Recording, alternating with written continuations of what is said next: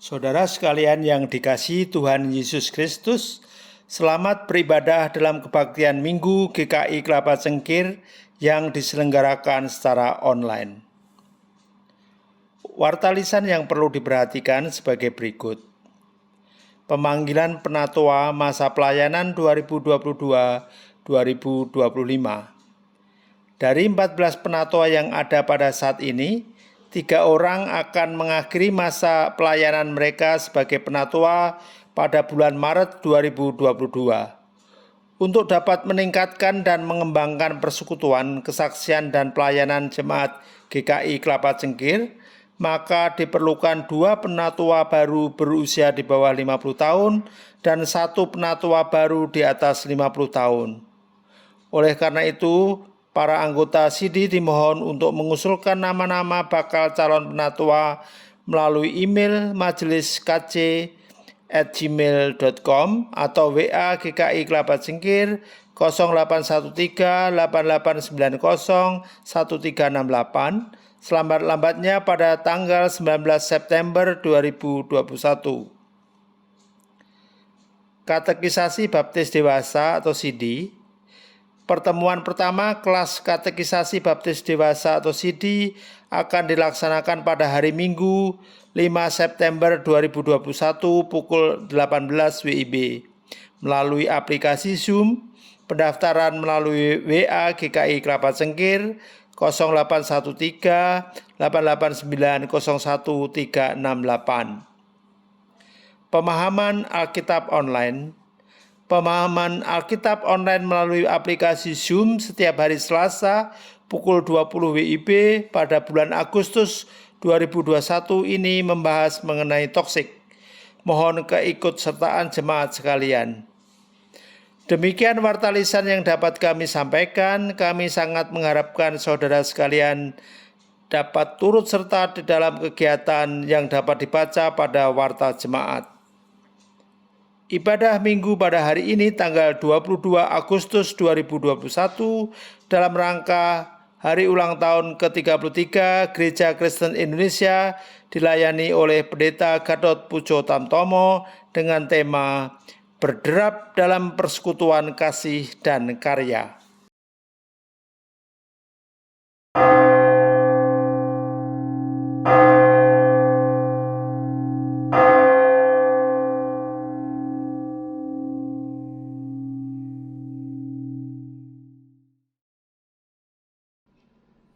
Betapa disenangi tempat kediaman-Mu ya Tuhan semesta alam. Jiwaku hancur karena merindukan pelataran-pelataran Tuhan. Hatiku dan dagingku bersorak-sorai kepada Allah yang hidup. Berbahagialah orang-orang yang diam di rumah-Mu, yang terus-menerus memuji-muji Engkau. Berbahagialah manusia yang kekuatannya di dalam Engkau, yang berhasrat mengadakan ziarah. Mereka berjalan makin lama makin kuat, hendak menghadap Allah di Sion. Sebab Tuhan Allah adalah matahari dan perisai, kasih dan kemuliaan Ia berikan. Ia tidak menahan kebaikan dari orang yang hidup tidak bercela.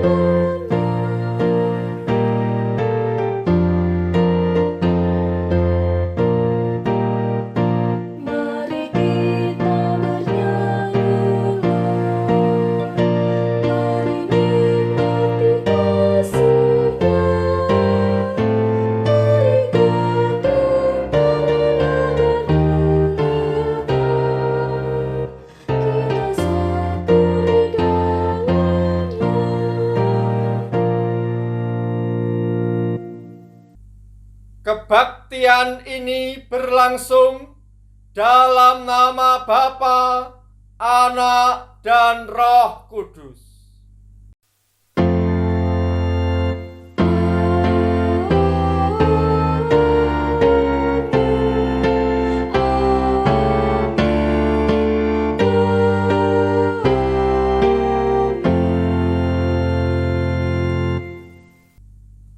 Tuhan beserta saudara. Dan beserta saudara juga.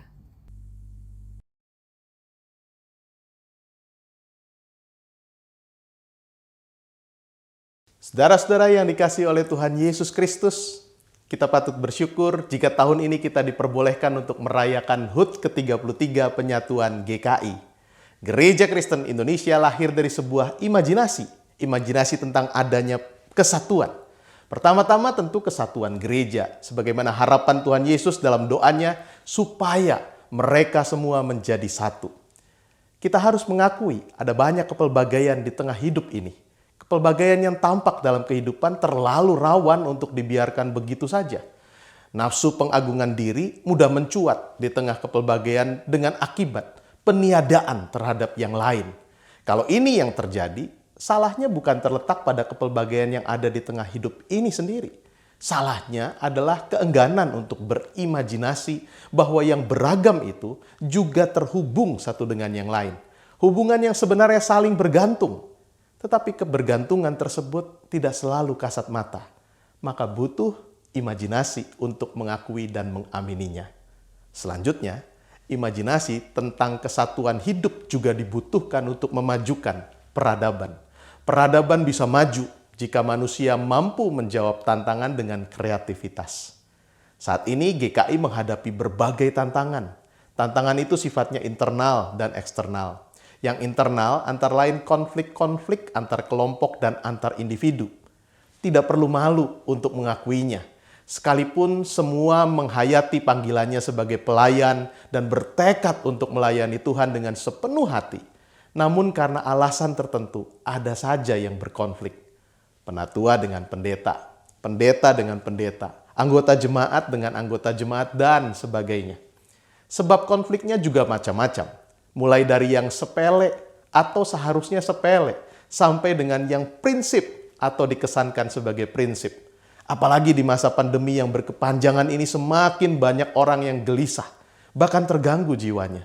Teori konspirasi laku keras, sikap orang bisa menjadi ekstrim, situasi politik menjadi panas. Tidak hanya di Indonesia, di negara-negara lain juga begitu. Apakah GKI mampu menghadapi tantangan-tantangan tersebut secara kreatif? Tidak ada satupun yang bisa menjawab dengan kepastian. Potensi memang ada. Salah satunya adalah yang datang dari pengalaman selama 33 tahun ini. Pengalaman mengelola kesatuan telah membuahkan banyak kreativitas. Dan itu adalah modal yang baik untuk menghadapi tantangan-tantangan di masa kini dan mendatang. Tetapi tidak ada yang dapat memastikan bahwa pengalaman yang sudah banyak itu akan membuat GKI mampu menjawab tantangan-tantangan di masa kini dan nanti. Maka tidak ada jalan lain selain melanjutkan imajinasi tentang kesatuan GKI. Imajinasi ini belum selesai dan mungkin juga tidak akan pernah selesai. Umat kekasih Tuhan, ulang tahun GKI hari ini kita rayakan masih dalam situasi pandemi yang penuh keterbatasan.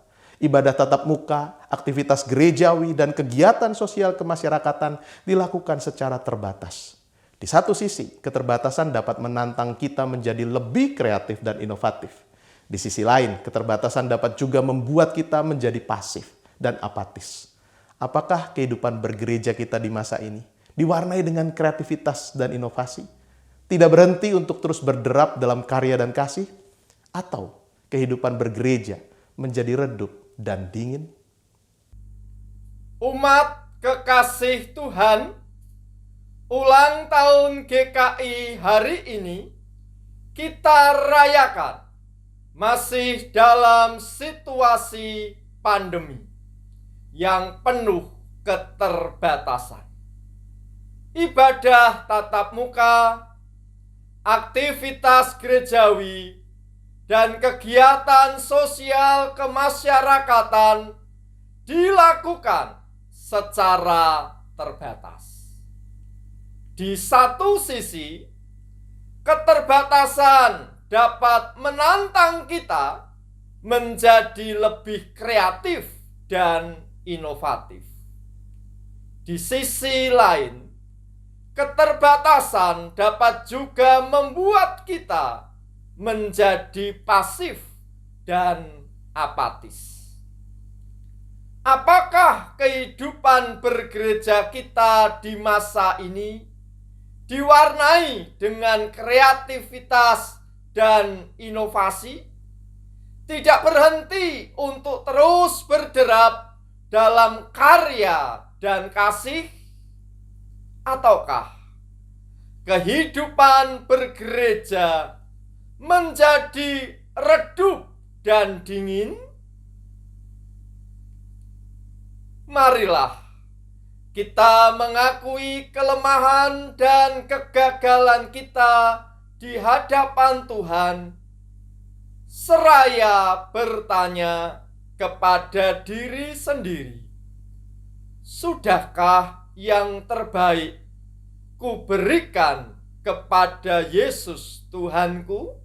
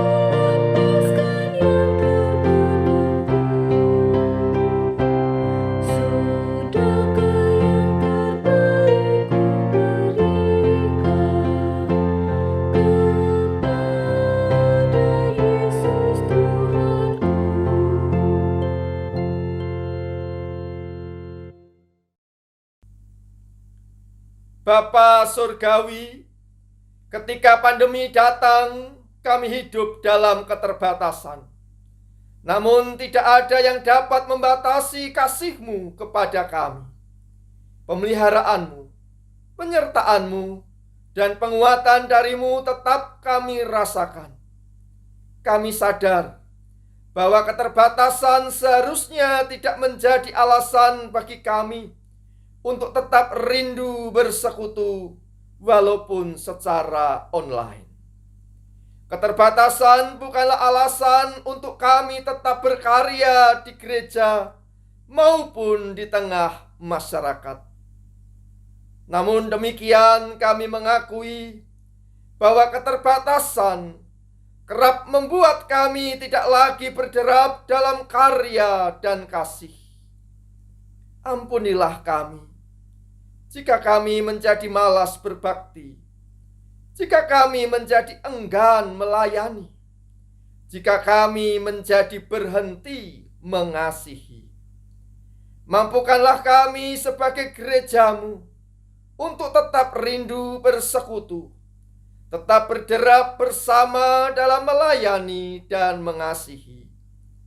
Inilah pengakuan dan permohonan yang kami naikkan dalam nama Tuhan kami, Yesus Kristus. Amin.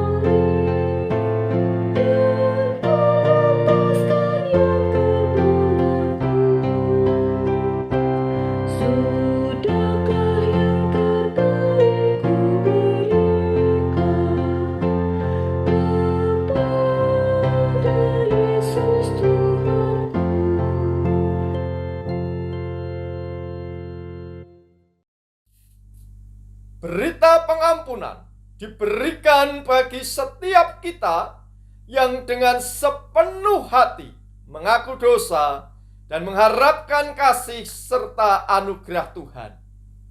Di dalam surat 1 Yohanes pasal 4 ayat 16, 19, dan 21 tertulis demikian.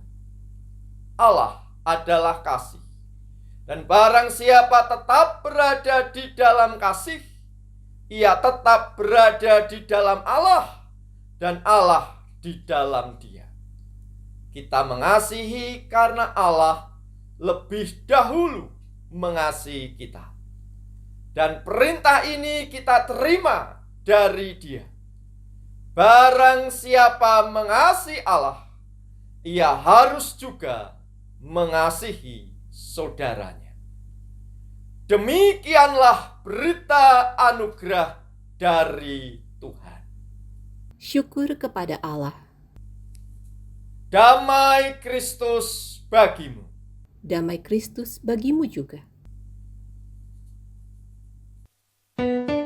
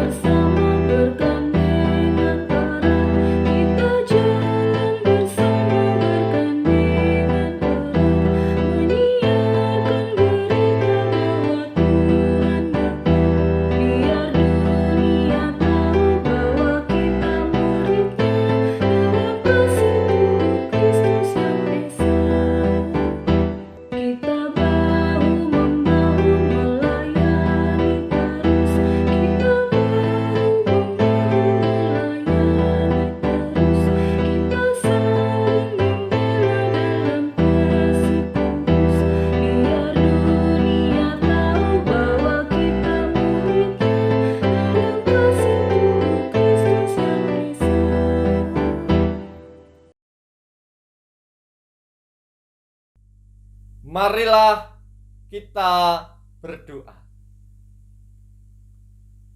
Bapa kami yang di surga, nyatakanlah firman-Mu kepada kami yang sedang memperingati ulang tahun Gereja Kristen Indonesia di dalam situasi pandemi pada saat ini. Ya Roh Kudus, tolonglah dan mampukanlah kami semua tanpa kecuali untuk dapat menjadi pelaku-pelaku firman yang setia. Kami berdoa di dalam nama Tuhan Yesus Kristus. Amin. Injil Tuhan kita Yesus Kristus menurut Yohanes pasal 6 ayat 56 sampai dengan 69.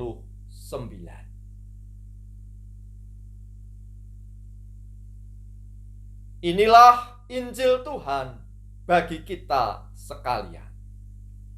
Barang siapa makan dagingku dan minum darahku, ia tinggal di dalam aku dan aku di dalam dia. Sama seperti Bapa yang hidup mengutus aku dan aku hidup oleh Bapa. Demikian juga barang siapa yang memakan aku akan hidup oleh aku. Inilah roti yang telah turun dari surga. Bukan roti seperti yang dimakan nenek moyangmu dan mereka telah mati. Barang siapa makan roti ini, ia akan hidup selama-lamanya. Semuanya ini dikatakan Yesus di Kapernaum ketika ia mengajar di rumah ibadat. Sesudah mendengar semuanya itu, banyak dari murid-murid Yesus yang berkata, "Perkataan ini keras, siapakah yang sanggup mendengarkannya?" Yesus yang di dalam hatinya tahu bahwa murid-muridnya bersungut-sungut tentang hal itu, berkata kepada mereka, "Adakah perkataan itu menggoncangkan imanmu? Dan bagaimanakah jikalau kamu melihat Anak Manusia naik ke tempat di mana ia sebelumnya berada? Rohlah yang memberi hidup. Daging sama sekali tidak berguna. Perkataan-perkataan yang kukatakan kepadamu adalah roh dan hidup. Tetapi di antaramu ada yang tidak percaya." Sebab Yesus tahu dari semula siapa yang tidak percaya dan siapa yang akan menyerahkan dia. Lalu ia berkata, "Sebab itu telah kukatakan kepadamu, tidak ada seorang pun dapat datang kepadaku kalau Bapa tidak mengaruniakannya kepadanya." Mulai dari waktu itu, banyak murid-muridnya mengundurkan diri dan tidak lagi mengikut dia. Maka kata Yesus kepada ke-12 muridnya, "Apakah kamu tidak mau pergi juga?" Jawab Simon Petrus kepadanya, "Tuhan, kepada siapakah kami akan pergi? Perkataanmu adalah perkataan hidup yang kekal. Dan kami telah percaya dan tahu bahwa Engkau adalah yang kudus dari Allah." Demikianlah Injil Tuhan Yesus Kristus. Berbahagialah mereka yang mendengarkan firman Allah dan yang memeliharanya.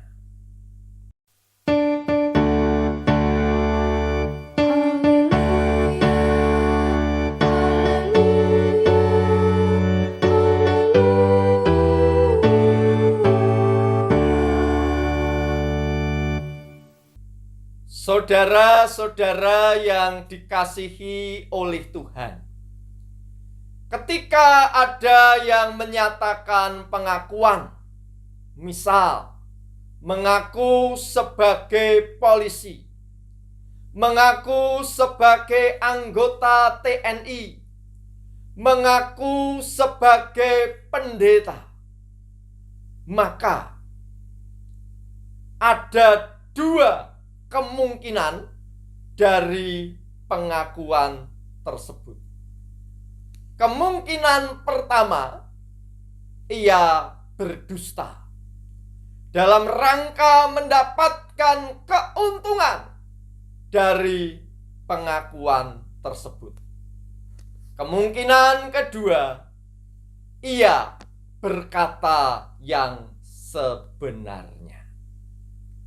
Saudara-saudara, di dalam rumah ibadat agama Yahudi di Kapernaum pada saat itu, Yesus menyatakan di hadapan orang banyak, "Akulah roti hidup."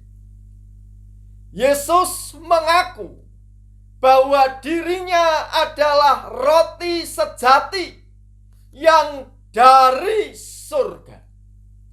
Ia datang ke dalam dunia untuk memberikan kehidupan kekal kepada setiap orang yang percaya kepadanya.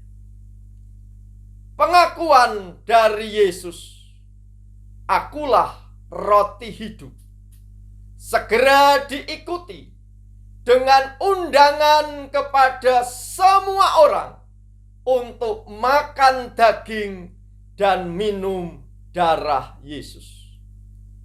"Barang siapa makan dagingku dan minum darahku, ia tinggal di dalam aku dan aku di dalam dia." Yesus mengundang kita semua untuk hidup dalam persekutuan dengan Dia dan hidup dalam pengenalan akan Allah. Bagaimana tanggapan orang-orang atas pernyataan Yesus tersebut? Ada yang mengundurkan diri sebagai murid Yesus, ada yang tetap memilih untuk terus menjadi murid Yesus, ada pula yang tetap memilih untuk menjadi murid Yesus lalu berkhianat. Saudara-saudara, Tuhan Yesus mengundang kita semua untuk hidup dalam persekutuan dengan Dia dan hidup dalam pengenalan akan Allah. Hal itu berarti bahwa kita sebagai manusia masih perlu menggunakan pikiran di dalam kehidupan ini, tetapi pikiran yang diselaraskan dengan kehendak Allah. Kita mempunyai hasrat, tetapi hasrat kita diselaraskan dengan kehendak Allah. Kita perlu bertindak, berupaya dan berjuang. Namun, setiap tindakan, setiap upaya dan perjuangan yang kita lakukan perlu diselaraskan dengan kehendak Allah. Dampak dari hidup dalam persekutuan dengan Kristus dan hidup dalam pengenalan akan Allah, yaitu bersyukur, bersyukur, dan bersyukur. Namun, mengapa ada orang Kristen yang masih bahkan gemar mengeluh, grundel, ngomel, dan bersungut-sungut dalam menjalani kehidupan ini? Ada seorang raja yang gemar melakukan perkunjungan kepada rakyatnya dengan cara menyamar sebagai orang biasa. Suatu hari, ia mendatangi seorang buruh tani atau seorang penggarap sebuah lahan pertanian milik orang lain. Buruh tani tersebut berkenan untuk menerima si raja dan memberikan tumpangan kepada si raja yang sedang menyamar sebagai orang biasa.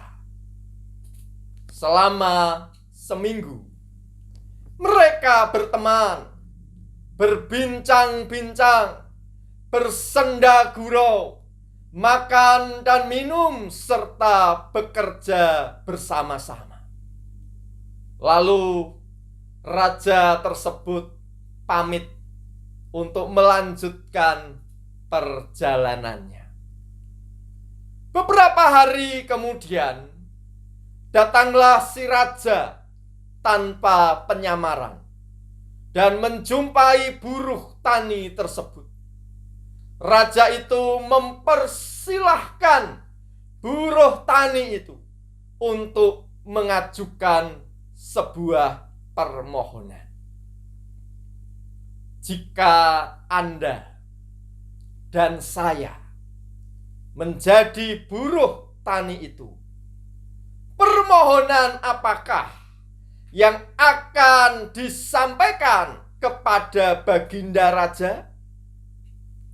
Memohon diberi lahan pertanian, atau memohon diberi uang, ataukah memohon diberi jabatan? Buruh tani itu berkata demikian. Baginda Raja telah meninggalkan kemuliaan istana untuk mengunjungi saya dan tinggal bersama dengan saya selama seminggu di tempat yang hina ini.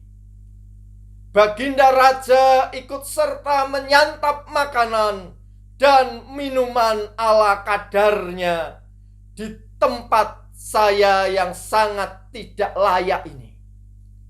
Baginda Raja membawa kegembiraan kepada saya ketika kita bercengkrama.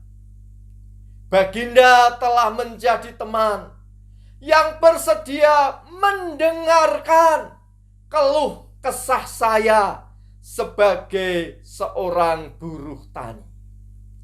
Baginda telah memberikan diri Baginda untuk hadir dalam kehidupan saya, walaupun hanya 1 minggu. Oleh karena itu, dalam kesempatan kali ini, saya tidak mengajukan permohonan apapun. Saya menyampaikan terima kasih, terima kasih, terima kasih Baginda Raja. Hal itu dikatakan sambil ia menundukkan diri, lalu sujud, bahkan tersungkur di depan Baginda Raja. Saudara-saudara, bukankah Tuhan Yesus Kristus telah bertindak kepada kita jauh lebih besar daripada yang dilakukan oleh si Baginda Raja dalam kisah tersebut? Bukankah karya keselamatan dan pemeliharaan Tuhan lebih besar daripada tindakan yang dilakukan oleh si Baginda Raja? Persekutuan dengan Kristus membuat kita semakin mengenal Allah. Persekutuan dengan Kristus dan pengenalan akan Allah membuat kita memilih untuk setia mengikuti Kristus dan mengisi kehidupan ini dengan bersyukur, dan bersyukur. Persekutuan dengan Kristus dan pengenalan akan Allah tidak membuat kita berhenti menjadi murid Kristus dan meninggalkan Tuhan ketika terjadi kesulitan, maupun melupakan Allah ketika terjadi kelimpahan. Persekutuan dengan Kristus dan pengenalan akan Allah membuat kita semakin mengurangi keluh kesah dan sungut-sungut kita. Persekutuan dengan Kristus dan pengenalan akan Allah membuat kita bersyukur dan bersyukur, serta menyatakan syukur itu dalam tindakan nyata, mengasihi, peduli kepada sesama. Saudara-saudara, saat ini kita memperingati hari ulang tahun ke-33 Gereja Kristen Indonesia dengan tema berderap dalam persekutuan kasih dan karya. Di GKI, terkait dengan keterlibatan anak-anak yang sudah dibaptis untuk ikut serta dalam perayaan perjamuan kudus, ternyata ada yang sreg, ada pula yang tidak sreg. Ada yang sudah melakukannya, ada pula yang belum melakukannya.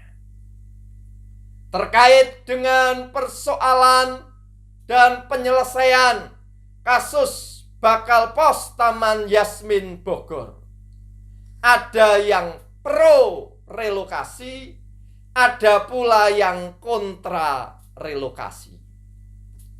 Di dalam jemaat ada perbedaan. Antar jemaat GKI lebih banyak lagi perbedaan. Di dalam satu klasis ada kemajemukan. Antar klasis lebih banyak lagi kemajemukan. Di dalam sinode wilayah ada keanekaragaman. Antar sinode wilayah lebih beraneka ragam.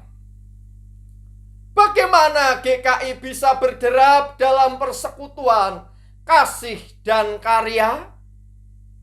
GKI bisa berderap dalam persekutuan kasih dan karya jika setiap anggota jemaat dan simpatisan GKI, bila seluruh jemaat, klasis, sinode wilayah, dan sinode GKI memilih untuk terus-menerus berada dalam persekutuan dengan Kristus dan hidup dalam pengenalan akan Allah yang semakin mendalam.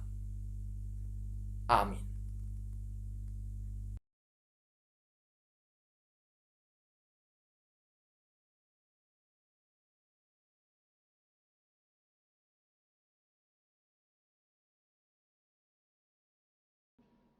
Umat kekasih Tuhan, bersama dengan umat Allah di masa lalu, masa kini, dan masa depan, marilah kita mengingat pengakuan pada baptisan kita menurut pengakuan iman rasuli.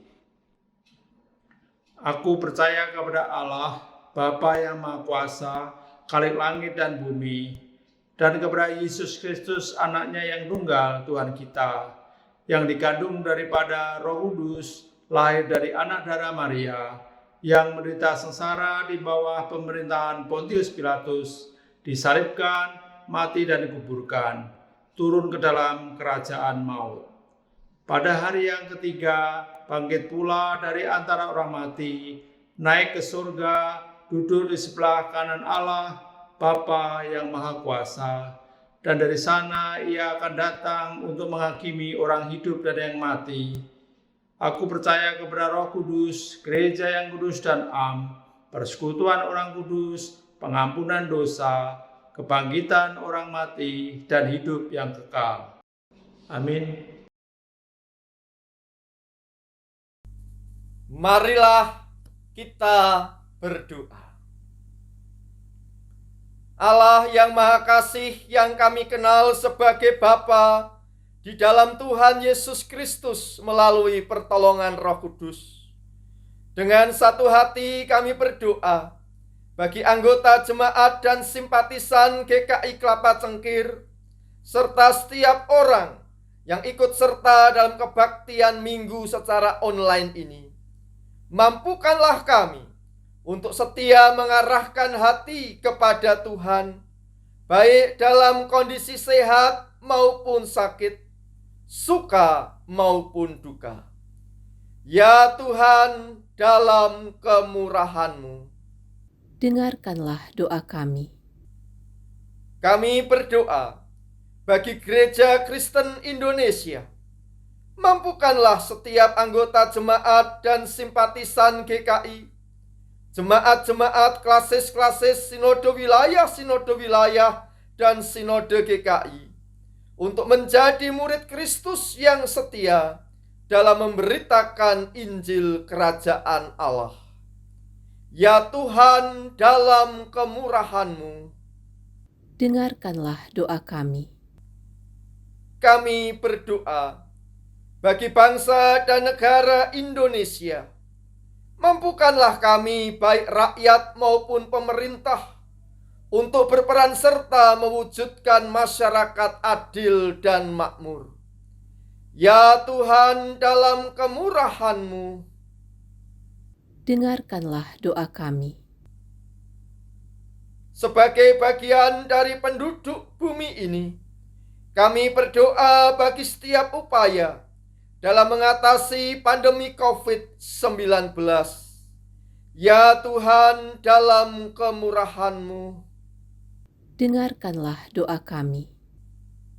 kami berdoa di dalam nama Tuhan Yesus Kristus yang mengajarkan kami berdoa. Bapa kami yang di surga, dikuduskanlah nama-Mu, datanglah kerajaan-Mu, jadilah kehendak-Mu di bumi seperti di surga.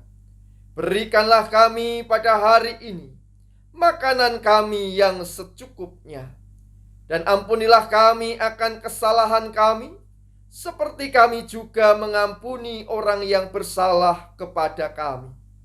Dan janganlah membawa kami ke dalam pencobaan, tetapi lepaskanlah kami dari yang jahat.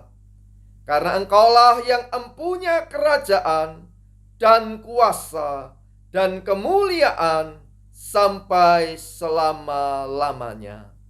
Amin. Umat Tuhan, firman Tuhan mengingatkan kita untuk selalu bersyukur kepada Tuhan di setiap waktu, dalam segala kondisi dan situasi, karena kebaikan Tuhan kepada kita juga terus Ia berikan dalam setiap keadaan. Pemazmur dalam Mazmur 107 ayat 1 berseru, "Bersyukurlah kepada Tuhan sebab Ia baik, bahwasanya untuk selama-lamanya kasih setianya. Marilah kita ungkapkan syukur kita dalam persembahan syukur." Persembahan dapat ditransfer ke rekening Majelis Jemaat GKI Kelapa Cengkir atau melalui QRIS GKI Kelapa Cengkir.